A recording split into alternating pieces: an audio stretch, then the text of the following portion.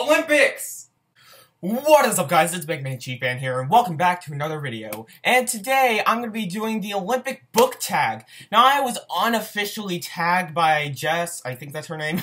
I'm really sorry if it isn't, but it's from Rebel Reads. Awesome channel, by the way. Go check her out. I'll probably put her channel into the description below if I remember. Otherwise, here's a shout out. But yeah, I don't know how to start videos anymore because now it's just like, hey, blah, blah, let's get into it. But I really do want to explain something real quick that, this just looks awesome. This just book tags really, I haven't done many book tags, but they're just really a fun idea. So if you guys want to tag me in a video, I'm here. So anyway, enough of me just being impatient. Let's get into this. Alright, so I'm actually looking at the video I'm looking at Rebel Reads' video in order to get the questions. I'll put them in the description below. But question number 1 is the opening ceremony. What book do you think had an incredible opening? Bleak House by Charles Dickens. If you saw my review of Charles Dickens' Bleak House, you know that I absolutely adore the opening book part of this. It's pretty much just describing London and giving some of the greatest exposition of all time. I was debating between this and Fahrenheit 451 by Ray Bradbury, but the thing that got me was the language. If you want an example of the language, you're not going to find it here because I have loads of questions to get through. But anyway, yeah, Bleak House, it's awesome. Alright, question number 2 is the games. What is your favorite fictional competition? Now, I don't have an actual competition, but I have Man versus Nature. So I decided to choose Life of Pi by Jan Martel. This is man's survival in the Pacific Ocean. Or, yeah, Pacific? No, Atlantic. No. I don't know.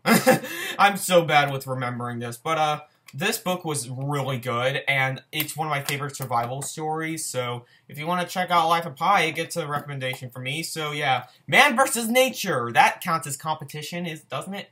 Alright, question number 3, the original. The modern games are based on the original Greek competition. What is your favorite book based on a classic? None! Because I cannot think of this at all. If I would have read Wide Sargasso Sea by Jean Rhys, I think is how I pronounce her name, then I would have one, but I haven't read that, so yeah, nothing for the question number 3. Question number 4, the Eternal Flame. What is one ship that you won't let die, even after the book makes it clear that it's never going to happen? And this is false because mine is canon. And that is Jake and Sadie from 11/22/63. Now, I normally don't do ships. I think ships are just, they get way too out of hand. But most of the time, the canon relationships are really good. And 11/22/63 by Stephen King is one of my favorite books of this year so far. It's absolutely phenomenal. And just everything about this relationship was just the way that they spoke to each other, the way they interacted with each other, their actions towards each other. Oh my goodness, I have a retainer. But yeah, just, I love 11/22/63, and Jake and Sadie make a great couple if you ask me. Even though it's canon. Surprise! Spoiler! Question number 5. What books had so many twists and turns and it left your head spinning in a good way? And I actually have 2 by the same author in the same book. Animal Farm in 1984 by George Orwell. I love these 2 books to death. George Orwell is one of my favorite authors of all time. I've read a couple of other of his books, like Down and Out in Paris and London and Keep the Aspidistra Flying. But Animal Farm in 1984 are his 2 most famous books, and they're his 2 best, hands down. Especially 1984, which is one of my favorite books of all time. It's like in my top 3 favorite books ever written. And just the way, when I first read 1984, I felt like my head was going to explode with awesomeness and rainbows, because that's how I was just like, I was so engaged in this book to the point where I wasn't doing work in class sometimes, and the teachers were like, Graham, can you get your book? Hey, Graham, you're working right now. Can you get your head out of the book? No! I loved 1984, and Animal Farm is just as good. Well, not as good, but comes really close. It's like number 11 on my top books of all time list. So, George Orwell, love this man to death. Question number 6, The Controversial Judge. Oh no, what's a book that you have a totally different opinion about than most other people? Okay, before I say this, I don't hate the series. I really don't. But I just think, I hate this term, but it is overrated. I really do think this series is overrated. And I know it means a lot to other people. And not just like, oh my god, it's the greatest thing ever. People love this series. They're connected with this series. And honestly, I think I just read this book too late. So, don't take this as an offense, please. But it's Harry Potter. I know, that's probably a couple dislikes and unsubscribes right there, but Harry Potter just never clicked with me. I read all of the Sorcerer's Stone and like half of the Chamber of Secrets, and I know everybody keeps saying, oh, it gets better, Graham, it gets better, but it just never was my cup of tea, and if the first book and a half are very flawed and mediocre, then that's a flaw in and of itself. And I'm not trying to make anybody like this series less. If this is your favorite book of all time, go for it. Just love it all you want.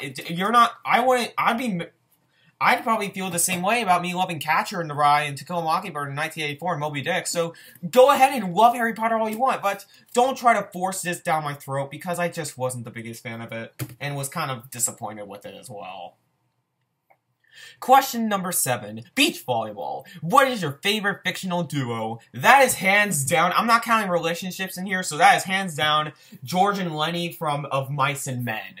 Oh my goodness, these two are some of the greatest interactions between two characters in fiction. I swear to God, this is amazing. Absolutely amazing writing. And John Steinbeck has become one of my favorite authors of all time. He's like in my top 5 ever. So, just Of Mice and Men, what else do I have to say? You guys probably read it. It's insanely huge.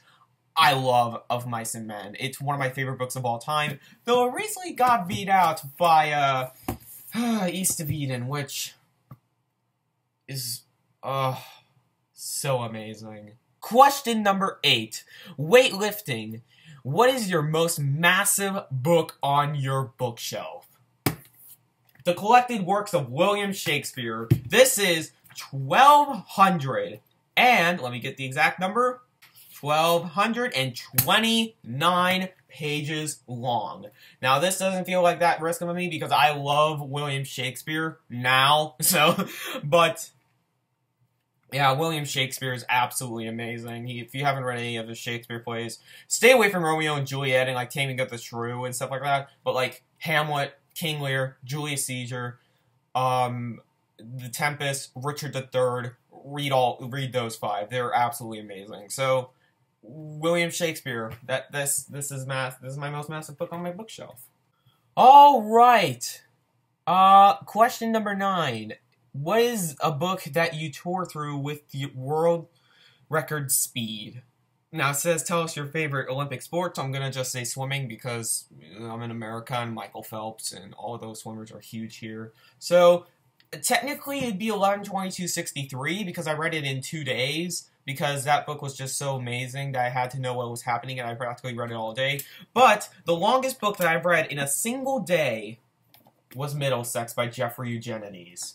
This is not a small book. I know this looks shorter than it actually is, but this is nearly 600 pages long. And I love this book. This is one of my favorite books of this year, hands down, so far. This is just amazing.